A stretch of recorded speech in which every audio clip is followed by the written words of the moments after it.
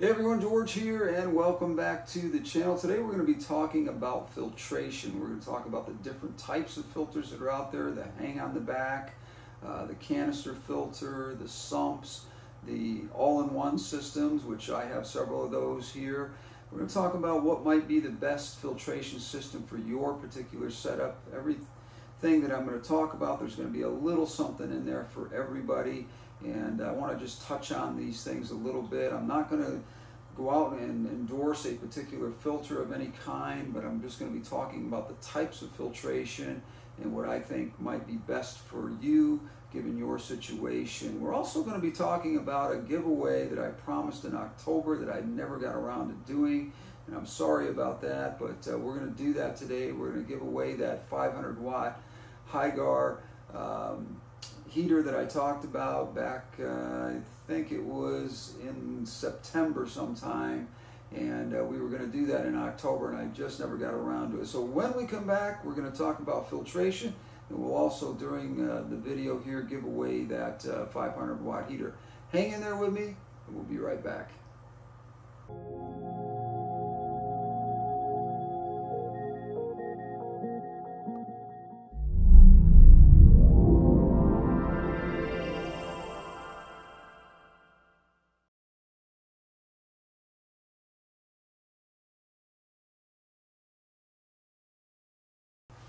So as I said in the intro, today we're going to be talking about filtration. We're talking about the different kinds of filters out there that might be best suited for you. We're going to talk about everything that's available, from the guy that's a beginner in the hobby to someone who is,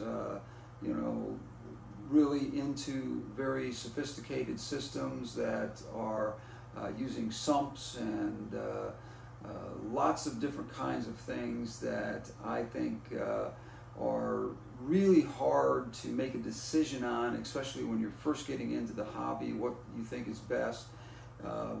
People sometimes try to go overboard with the filtration, and they don't really need the most sophisticated equipment to get started in the hobby. It's something maybe you want to work up to. So let's talk first about the hang on the back type filter that most of us are familiar with, and that would be the different kinds of systems that hang on the back of your system and have that little waterfall flow that goes into your tank.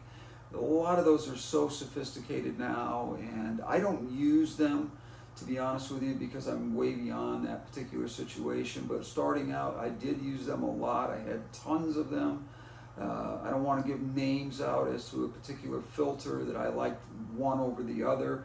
All of them are pretty good these days. All of them have sponge, ceramic, charcoal, and all the various different things that you might think you need to get started in the hobby. Now, what I would tell you is this: if you are using a hang on the back filter, I don't recommend using hang on the back filters for anything larger than a 20 gallon. I'm just simply going to tell you why, because I just don't think that there's enough power in those types of filtration systems to really run anything beyond 20 gallons effectively, efficiently, especially if you are getting high-end types of fish. Now, if you're just talking about getting some tetras maybe and some bottom feeders and those kinds of fish or that sort of thing, then maybe you can get up into a 40 gallon or something like that and get a very sophisticated hang on the back system that works well for you. That's something that you have to really do your homework on and make sure that you know what you're getting yourself into. But what I would tell you is that everything out there these days is really pretty darn good. I mean, there's a lot of companies out there that have worked really hard to really put a lot of new technology into. You have hang on the backs now that even have UV systems built into them that are fantastic systems. But as I said, I don't find them to be very sophisticated in the sense that they offer the best filtration for anything over a 20-gallon tank.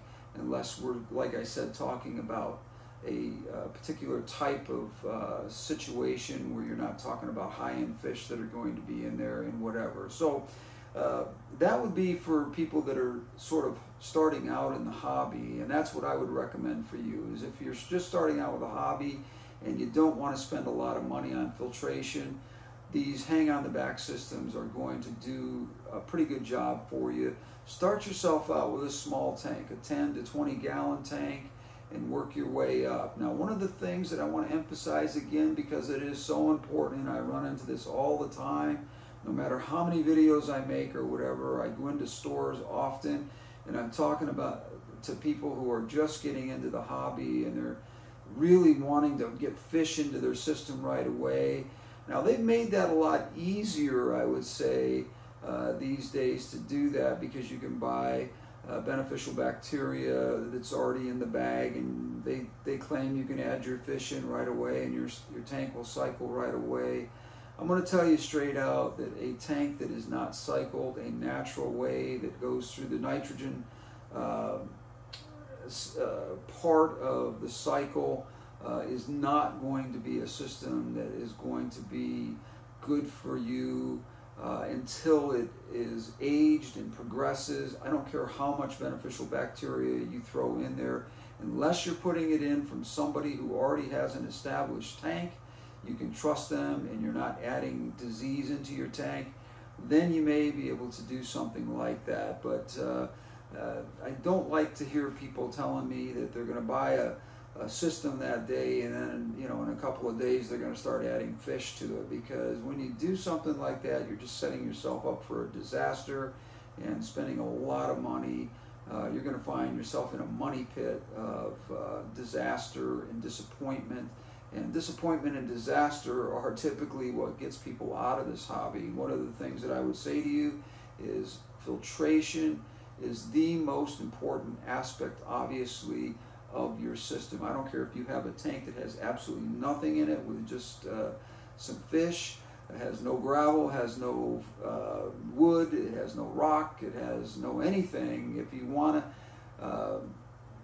to have a successful tank, you have to have a tank that has cycled properly and has good filtration, one that you know, especially if you're using a hang-on-the-back type system. Now let's move on to something else and talk about canister filters. Canister filters are something that I use as a supplement to my all-in-one systems. I started out using all-in-one systems when I got a relationship with Waterbox here about 5 years ago, and I was using a lot of their aquariums and finding that their systems were absolutely phenomenal. But then I would find that if I really wanted to step it up and really make my system really powerful and generate a lot of water turnover that was really giving a lot of filtration to a particular system, then I would start to add canister filters as a supplementary to them. Now, when I'm talking about adding a canister filter to an all-in-one system, I'm talking about adding it to the back of the tank where it's not seen, not something that goes directly, you know, into the tank where it's pulling water out and pushing water back in, you know, with lily pipes and that sort of thing. I'm talking about hiding it in the back of your all-in-one and recycling that water in there so that when it is pushed out in your all-in-one system, you have, you know, double, triple the filtration that you would normally have had with a system like that. So canisters to me are very important, especially if they're with all-in-ones,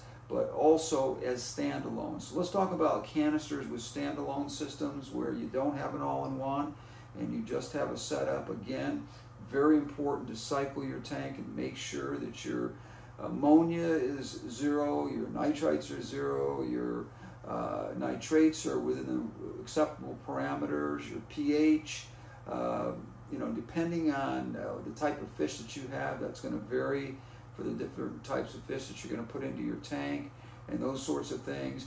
But canister filters, I think, are absolutely essential for these kinds of tanks where you're getting into the larger tanks. I'm talking about 50 gallons to 120 and larger. And these canister filters come in amazingly different sizes. They come into really small, I've seen AQUARIUM 60s, for example, that are this big, that will do a 20-gallon tank and just absolutely be phenomenal for that tank and do such a good job of keeping the water nice and clean and free of, like I said, once the thing is cycled properly and everything, these systems work fantastic. Now, AQUARIUM is one of the systems that I use, and I'm not trying to name drop with these guys or whatever, because I have no relationship with AQUARIUM whatsoever. But I like AQUARIUM because they're quiet. Number one, if you are a family person and your family is going to be viewing your aquarium, you know, during the day, spending time in an area where it's front and center in your home, you're going to want something quiet, and AQUARIUM really delivers on that. These things are whisper quiet. In fact, sometimes they're so quiet you don't even know that they're on, and you have to go over and kind of check them and feel them and say, oh, okay, the thing's running okay. But I like AQUARIUM just for those reasons. And the other reason is you can actually hide your heater with some of the AQUARIUM systems where they have the internal thermal built into them, where they offer up a heater that comes with them and heats the water as it passes through the canister.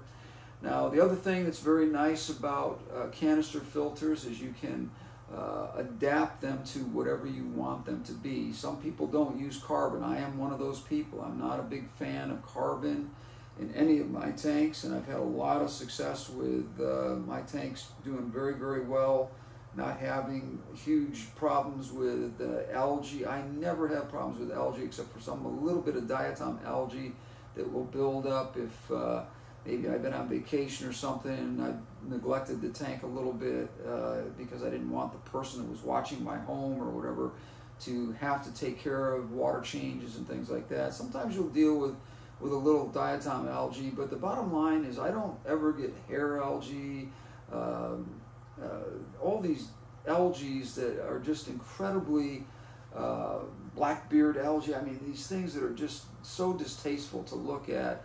When you look at your tank and you're looking at it and you're looking at this beautiful thing, and then all of a sudden out of nowhere comes algae. That comes from, I think, a couple of different things, but we'll save that for another video. Let's get back to the canister, why I like them so much. The reason why I like canisters, as I said, is because they're so versatile. You can put the different trays in the canister, you can put whatever you want in there. Make sure when you are putting your canister together, though, that you are putting it together correctly. You're building it up to the specifications that are on the box. Now, you can, like I said, you can replace some of the sponge. A lot of these come with a ton of sponges in them. Regular sponge and then the polishing sponge on the top. And in between is your ceramic and your you got to make sure that you're building these things out correctly, and if you want to add things to them such as Purigen and other types of lava rock, there's so many different types of media out there, filter media out there that claim to help the beneficial bacteria grow better in the system. And there's a lot of truth to that. There is a lot of truth to it. These systems can be very sophisticated, but they can be also very expensive as well. So make sure that you know when you're looking for something, when you're starting to move up in the hobby and you're starting to look for canister filters, make sure you're buying the canister filter that is good for you. As far as cleaning canister filters, I am going to get a lot of flack about this, but I don't clean my canister filters as much as most people probably would. And the reason why I say that is because I don't find the need to do that. If you're doing a lot of water changes and you're keeping your system in good shape to begin with, the canister filter is not going to really be something where you're going to have to clean it that often. Now, one of the things that I would tell you to quickly look at with your canister filter, look at the hoses, the in and out hoses on them. If you're seeing a buildup, it's kind of like the arteries in the heart. If you're seeing a buildup of what looks like sludge and that kind of thing building up in there, yeah, you want to clean those hoses out, just because that will minimize the flow in your tank.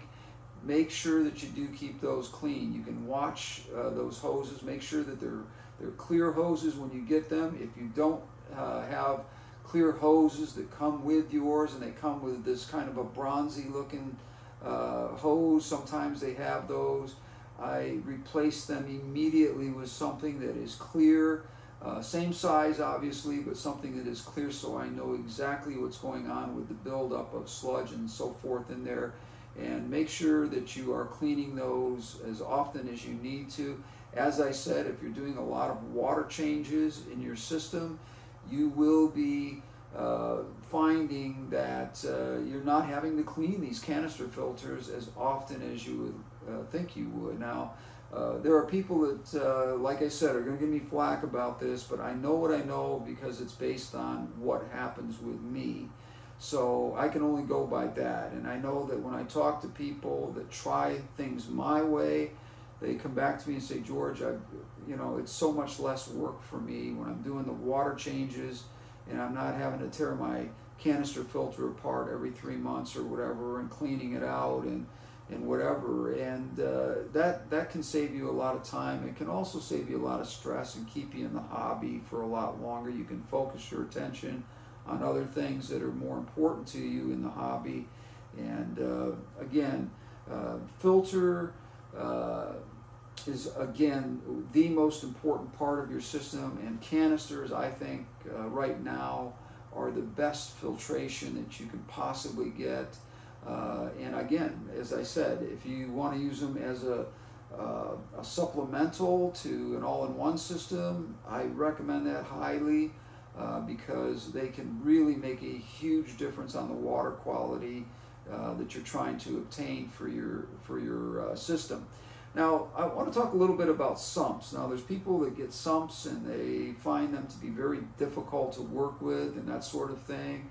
I don't use them simply because I add maybe 2 canister filters to my system, and I just don't find that I need them. Sumps can be a lot of work, and I'm not saying don't use sumps. I'm saying I don't need them, and I don't find that the friends that I have that are using systems like mine or setting up their tanks like I do, I don't find that they need sumps. In fact, I had a lady that I've been working with for a while here.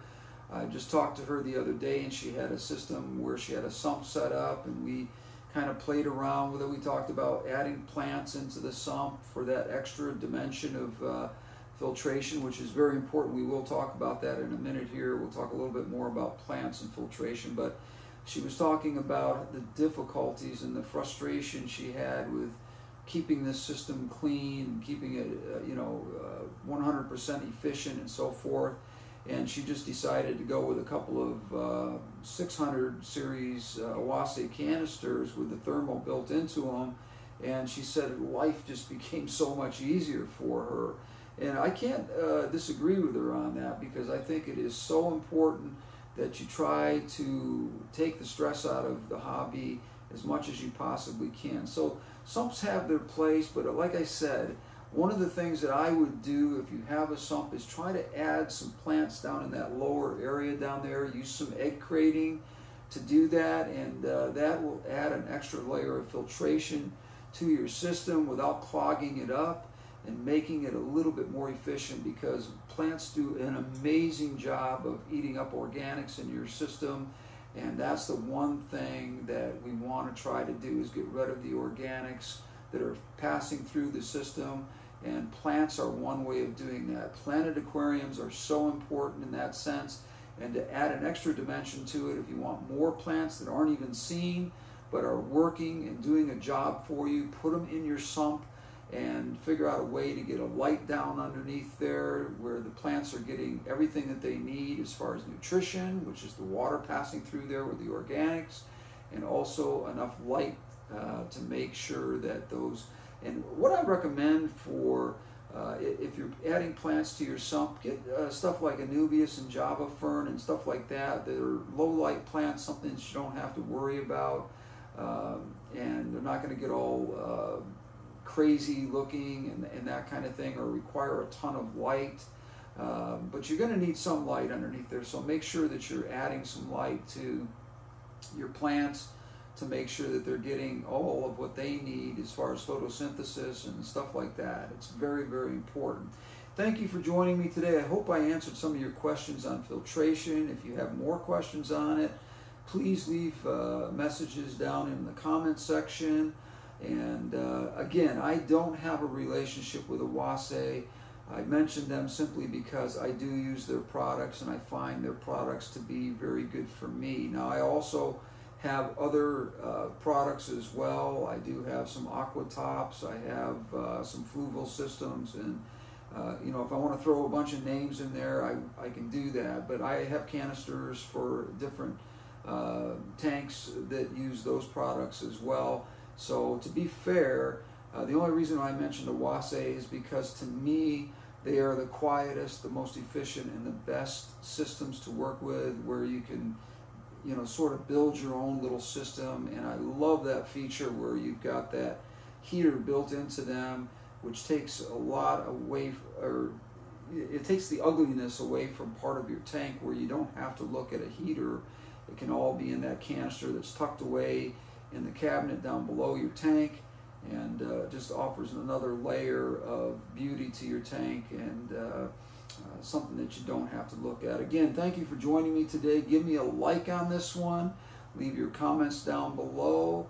And if you have not subscribed to the channel, please do, because the channel is growing, and I'm finding out that people are coming back to me all the time and saying, George, man, I've been listening to your videos, and I've never been happier in the hobby as I am right now. And when I hear that, it makes me feel good, because it makes me understand that what I am doing is helping people out there. I don't want you to walk away from this saying that I choose one particular filtration system over another. As I said, for beginners, those hang on the backs are fantastic. You can't beat them.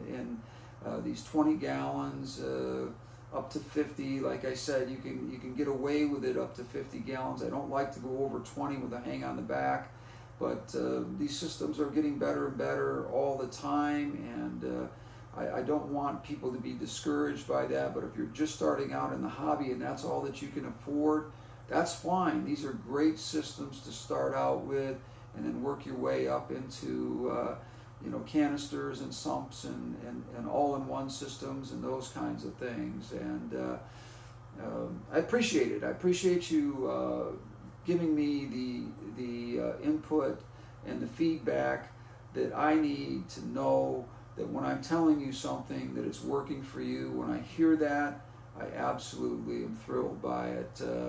Like I said, I had a lady here that I've been working with for a while that was having some trouble, and I helped her with some basically changing her system around a little bit, and it made life a lot easier for her, especially because she was having some family issues that were difficult. And I know that feeling. I know how this hobby can take you away from your family sometimes, and get you kind of in a situation where you're in over your head. So if we can make it as easy as we possibly can with the filtration side of things, that's what I'm trying to do. Thanks for joining me today. We will be giving away that heater now. As I said, if a guy named Marty Borst wants to contact me within, let's say 7 days, if we don't hear from Marty in 7 days, then we will throw that back into the system again. But Marty, we pulled your name the other day. It was a random drawing. And if you want to get a hold of me and let me know where I can send that heater to you, we will get that out in the mail to you today. And I really appreciate it. Again, subscribe to the channel, give me a like on this one, leave your comments down below, and share with your friends. Thank you for joining me. We will see you on the next one. Until then, we're out of here.